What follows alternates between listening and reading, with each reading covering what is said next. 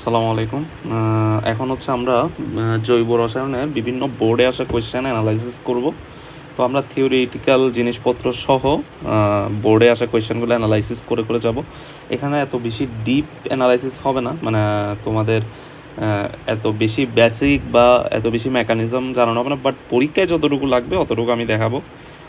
আচ্ছা, তো প্রথমত আমি দেখব হচ্ছে preparation of benzene, aromatic hydrocarbon বা বেনজিন দিয়ে আমরা স্টার্ট করব আজকে।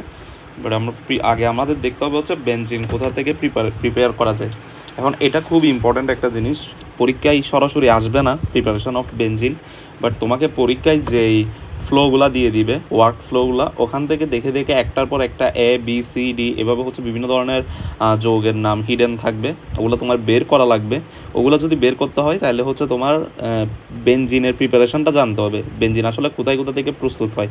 এটা যদি না জানো তাহলে তুমি যদি এ যৌগটা ধরতে না পারো, ধরো এ হচ্ছে একটা বেনজিন, এ থেকে ধরো নাইট্রোবেনজিন, টলুইন বা ক্লোরোবেনজিন বা ফেনল, এই টাইপের অনেক কিছু তৈরি হবে। এখন তুমি এই যে বেনজিন এটা যদি না বুঝতে পারো বা ওই বিক্রিয়াটা যদি তুমি না লিখতে পারো তাহলে হচ্ছে তুমি বাকি ফার্দার মানে প্রসিড করতে পারবা না, সামনে প্রসিড করতে পারবো না। তো দেখা যাবে হচ্ছে তোমার পারা কোয়েশ্চেন, বাট তুমি মানে এই কম্পাউন্ডটা আইডেন্টিফাই না করার কারণে হচ্ছে পারতেছো না। তো প্রথমত আমাদের এই জিনিসটা দেখতে হবে যে বেনজিন কীভাবে প্রিপেয়ার করা যায়। ওকে, তাহলে আমাদের ফার্স্ট প্রিপারেশন হচ্ছে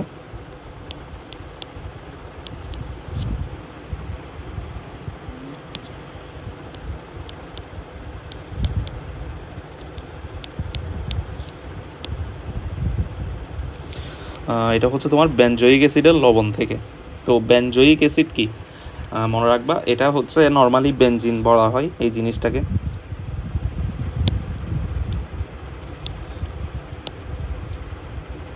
আমি একটু দেখাই তোমাদেরকে, সরি। এটা হচ্ছে নর্মালি বেনজিন বলা হয়, যেখানে হচ্ছে তোমার 6টা কার্বন এবং 6টা হাইড্রোজেন থাকবে। আর এটার সাথে যদি তোমার COOH থাকে তবে এটাকে পড়া হয় হচ্ছে বেনজোয়িক অ্যাসিড। ওকে, এই জিনিসটাকে পড়া হয় হচ্ছে বেনজোয়িক অ্যাসিড। এখন বেনজোয়িক অ্যাসিডের লবণ মানে হচ্ছে কি, বেনজোয়িক অ্যাসিডের লবণ মানে হচ্ছে তোমার বেনজোয়িক অ্যাসিডের সাথে কোনো একটা লবণের সাথে বিক্রিয়া, NaCl এর সাথে বিক্রিয়া, ধরো সোডিয়াম বেনজোয়েট তৈরি হবে। ঠিক আছে, তাইলে হচ্ছে আমরা বলতে পারি সোডিয়াম বাইকার্বনেটের সাথে বিক্রিয়া করলে আমরা হচ্ছে এখান থেকে HCOONA পাবো। এখন এই যে আমরা এখানে যেটা পাইলাম, আমরা এর আগে হচ্ছে এই বিভিন্ন ধরনের ছোটোবেলায় পড়ছিলাম CH3COONA, এখন হচ্ছে আমরা পাইলাম হচ্ছে কি বেনজিন COONA। এখন এটাকে বলা হয় হচ্ছে তোমার কি এই বেনজোয়িক অ্যাসিডের লবণ বা সোডিয়াম বেনজোয়েট। এখন এই সোডিয়াম বেনজোয়েটের সাথে যদি তোমরা সোডা লাইম অ্যাড করো, তাহলে আমি এটার সাথে যদি সোডা লাইম অ্যাড করি, what is soda lime? Soda lime মানে হচ্ছে NaOH আর CaO এর মিশ্রণ। ঠিক আছে, আমরা যদি সোডা লাইম অ্যাড করি, অ্যান্ড একটা টেম্পারেচার আছে, এটা ম্যান্ডেটরি না মনে রাখা, বাট চাইলে মনে রাখতে পারো 85 ডিগ্রি সেলসিয়াস। তবে হচ্ছে আমাদের কী ঘটনা ঘটবে এখান থেকে আমি একটু দেখাই তোমাদের। এই যে NaO এবং Na, এখানে যে Na আর এই Na, ঠিক আছে, এখান থেকে হচ্ছে তোমার দুইটা Na, তারপর হচ্ছে সরি আমি আরেকটু ভালো মতো আঁকি, এখানে দুইটা Na আর একটা হচ্ছে কি CO ডাবল, প্রত্যেকবার আমি ভুল আঁকতেছি আসলে, ওটা নিচ্ছিলাম না। হ্যাঁ, এই যে দুইটা Na, তার মানে হচ্ছে Na2 আর C, তিনটা Na2CO3 তৈরি করবে, সোডিয়াম কার্বনেট তৈরি করবে। আর এই যে হাইড্রোজেনটা এটা এসে হচ্ছে এখানে অ্যাড হবে, তাহলে হচ্ছে আলটিমেটলি আমার তৈরি করবে হচ্ছে কি, তৈরি হবে হচ্ছে বেনজিন।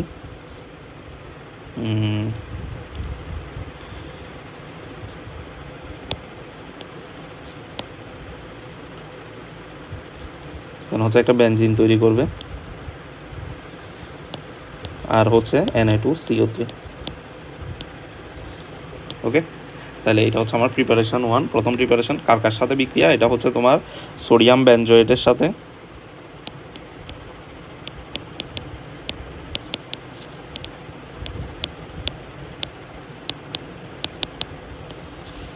সোডা লাইমের বিক্রিয়া।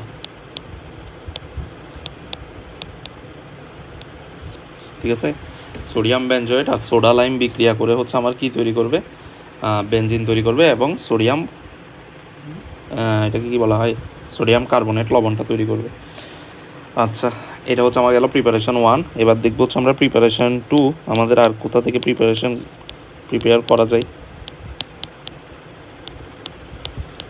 তো সেকেন্ড যেটা, এটা অনেক ইম্পর্টেন্ট, সেটা হচ্ছে তোমার কি ফেনল থেকে।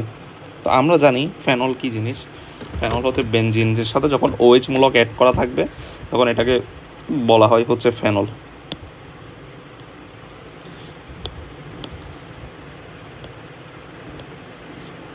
ওকে, তাহলে হচ্ছে আমার যখন হচ্ছে এখানে OH মূলক অ্যাড করা থাকবে এটাকে বলা হয় হচ্ছে ফেনল। এই ফেনলের সাথে যখন হচ্ছে আমরা জিঙ্কের বিক্রিয়া করাবো, যেটাকে আমরা বাংলায় বলি হচ্ছে দস্তা চূর্ণ,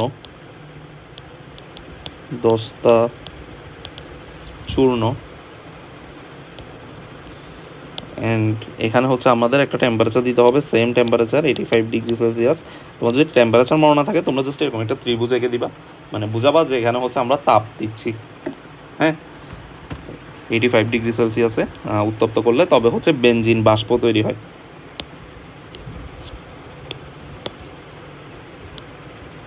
এখান থেকে হচ্ছে বেনজিন বাষ্প তৈরি হয়। আর এখানে যে জিঙ্কটা আছে, এই জিঙ্ক এখানের অক্সিজেন সহ মিলে জিঙ্ক অক্সাইড তৈরি করে। ওকে, এখানে হচ্ছে জিঙ্ক অক্সাইড তৈরি করে, তার মানে হচ্ছে ফেনল থেকেও আমরা কি পাচ্ছি, বেনজিন পাচ্ছি। ওকে, এবার হচ্ছে আমরা দেখবো হচ্ছে প্রিপারেশন 3।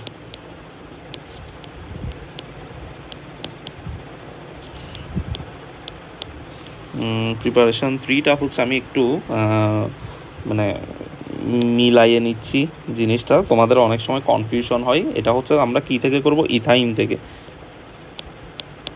আমরা যদি ইথাইনকে 450 ডিগ্রি সেলসিয়াস টেম্পারেচার দিই, এটা একটু মনে রাখতে হবে, টেম্পারেচারটা এটাই ইম্পর্টেন্ট, ঠিক আছে। 450 ডিগ্রি সেলসিয়াস টেম্পারেচার দিই এবং এফিনলের মধ্য দিয়ে চালনা করি, কথাটা খেয়াল রাখবা।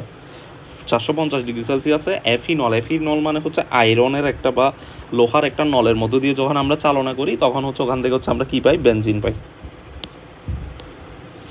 ঠিক আছে। এখান থেকে হচ্ছে আমরা কি পাই, বেনজিন পাই। তো এটা বলার কারণ হচ্ছে আমরা ফেনল আর এফিনল এই দুইটা কিন্তু আলাদা জিনিস। ওকে, ফেনল কিন্তু একটা যৌগ, এই জিনিসটা, এই কম্পাউন্ডটা ফেনল হচ্ছে এই কম্পাউন্ডটা, আর এই যে এখানে এফিনল হচ্ছে এটা হচ্ছে আয়রনের একটা নল। তো মাঝে মধ্যে কনফিউশন ক্রিয়েট হয়ে যেত, আমি যখন স্টুডেন্ট ছিলাম তখন। তোমাদের আশা করে হবে না এটা, তো একটু মাথায় রাখবা। তাহলে হচ্ছে আমরা টোটাল প্রিপারেশন শিখছিলাম হচ্ছে 3টা, আমাদের আরও অনেক প্রিপারেশন বাকি আছে। ওকে, তাহলে আমরা 4 নম্বর প্রিপারেশনে যাই।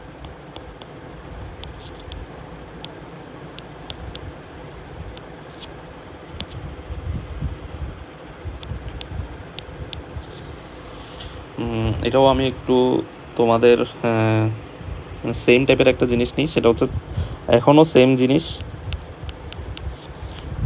ইথাইন, বাট এটাকে হচ্ছে এখন আমি কি করব, 300 ডিগ্রি সেলসিয়াস টেম্পারেচার দিব এবং সেটাকে চালনা করব হচ্ছে আমি কপার নলের মধ্য দিয়ে।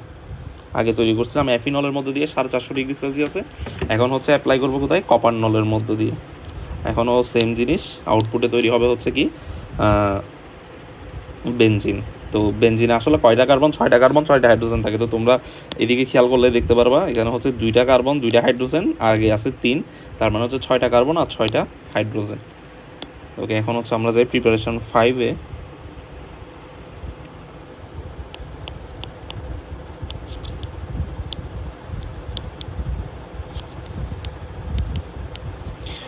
এটা হচ্ছে গ্রিক নাট বিকারক থেকে। এখন গ্রিক নাট বিকারকটা কি, আমরা যদি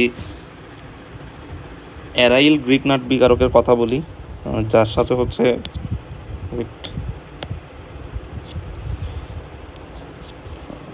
সাথে হচ্ছে তোমার MgCl বা MgX বলা যায়। MgX যদি তোমার কি থাকে, অ্যাড থাকে, তবে সেটাকে বলি হচ্ছে আমরা কি, গ্রিক নাট বিকারক। তো এক্সের বদলে হচ্ছে আমরা যে কোনো কিছু নিতে পারি, বাট আমরা এখানে সিএলটা নিব, MgCl। এবং এটার সাথে যদি আমরা কি করি, পানির মধ্যে দিয়ে চালনা করি, পানিতে আদ্র বিশ্লেষণ ঘটাই, তবে হচ্ছে ঘটনা কি ঘটবে, এখানে তৈরি হবে হচ্ছে বেনজিন। একটু জিনিসগুলো সুন্দর করে আঁকতে গিয়ে আসলে সময় বেশি যাচ্ছে। বেনজিন, আরেকটা তৈরি হবে হচ্ছে MgOH,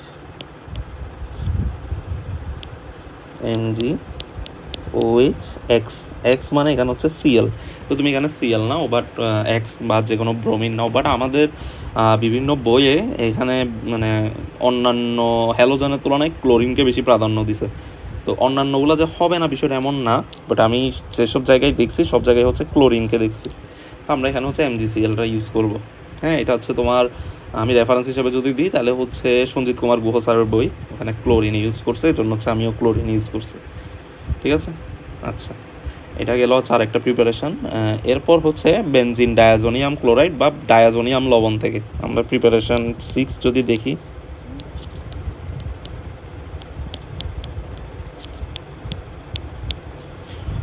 বেনজিন ডায়াজোনিয়াম ক্লোরাইডের সাথে, এখন বেনজিন ডায়াজোনিয়াম ক্লোরাইডের সাথে আমরা কি কি যুক্ত করব একটু বলি।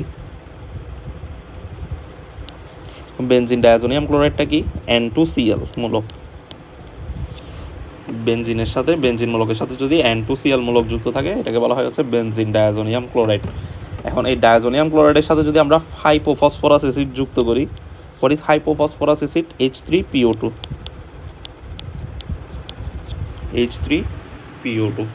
ঠিক আছে, H3PO2 যখন আমরা যুক্ত করব অ্যান্ড টেম্পারেচার দিব, টেম্পারেচারটা কত? তাও 85 ডিগ্রি সেলসিয়াস।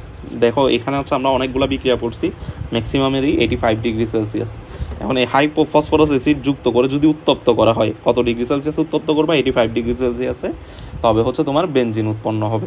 হ্যাঁ, এখানে সাথে হচ্ছে পানি থাকবে, তাহলে হচ্ছে এখানে হচ্ছে আমার বেনজিন তৈরি হবে। বেনজিনের সাথে হচ্ছে ফসফরাস অ্যাসিড তৈরি করবে, যেমন হচ্ছে H3PO3,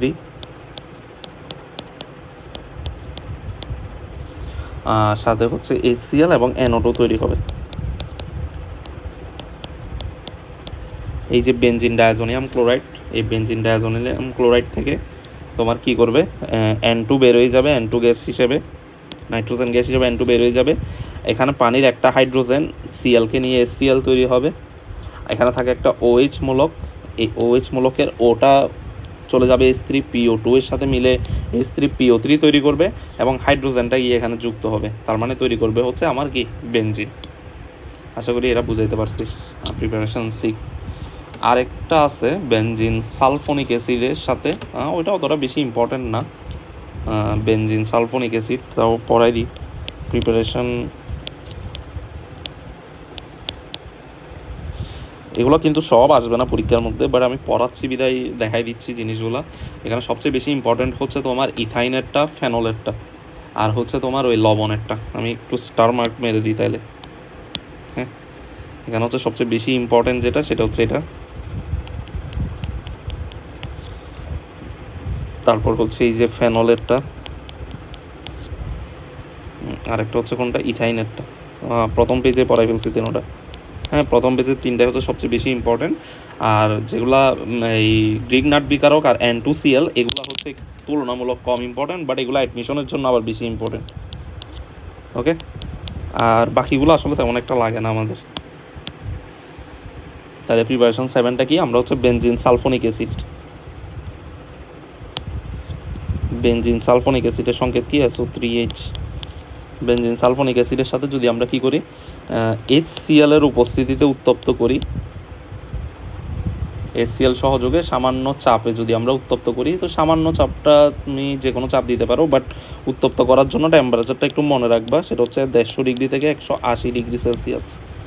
ওকে, তো এটার মধ্যে যদি তোমরা উত্তপ্ত করো HCl এর সাহায্যে, তখন হচ্ছে তোমরা পাবা হচ্ছে বেনজিন এবং H2SO4। এখান থেকে হচ্ছে একটা হাইড্রোজেন এখান থেকে সাথে মিলে হচ্ছে আমার কি H2SO4 তৈরি করে ফেলবে। ওকে, তাইলে হচ্ছে আমার আশা করি প্রিপারেশান 7টা বোঝা গেছে। এগুলো হচ্ছে তোমার বেনজিনের প্রিপারেশান। নেক্সট ক্লাসে আমরা আরও ডিটেলস জানবো।